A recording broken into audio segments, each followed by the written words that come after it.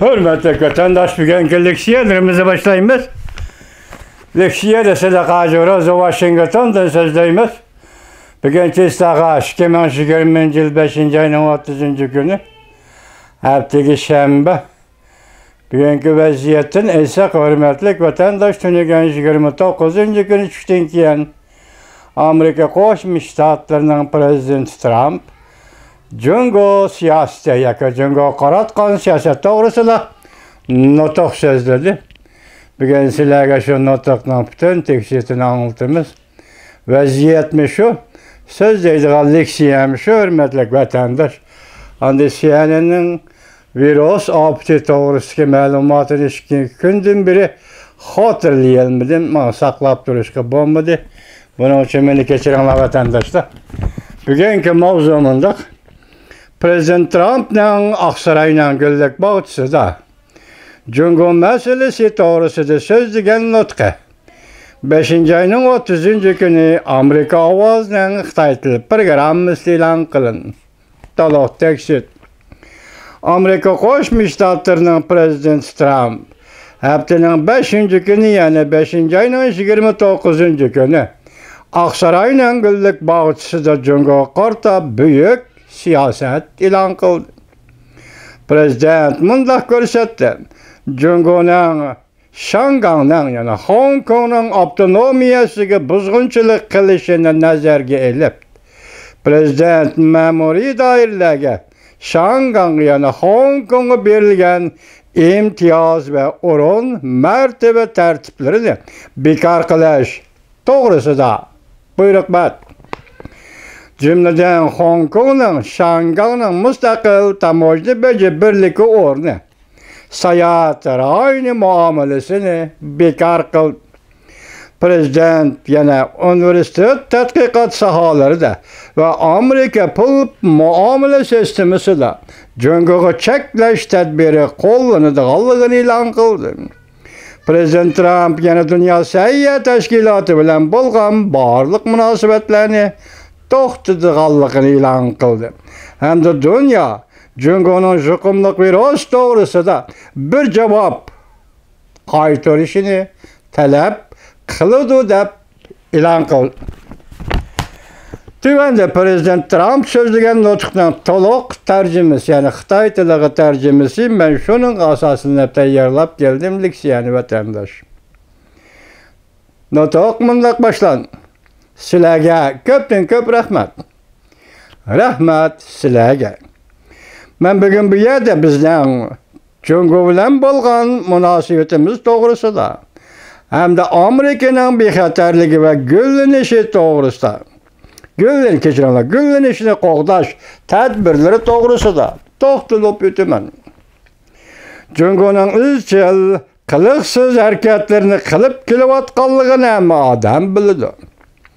Bir necha 10 yildan beri ular yani Cungo Amerikaga mislsiz ziyon zahmat yetkazdi. Amerika Cungo bilan aloqa munosabatda bo'libmi? O'tgan hukumatlar aloqa munosabat qilgan mezgillarda Amerika bir necha 100 milyard dollar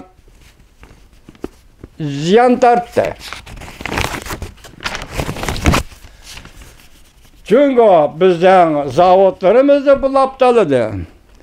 Bizden iş günümüz ve hizmetimizni elib ketdi. Bizden sanoat ishlab chiqarishimizni quruqdab qo'ydi.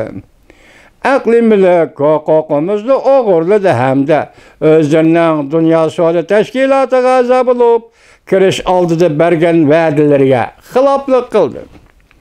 Hatto texmi ilgirlab bular yani Cungo taraqqiy qilayotgan davlat deb qaraldi.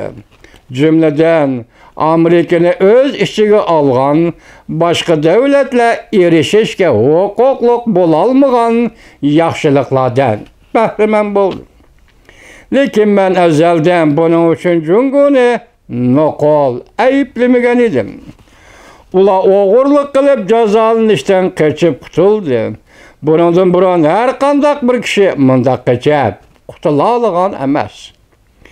Bu çünkü ötmüşteki siyasi adamlarımızdan sebebinden şundak bol.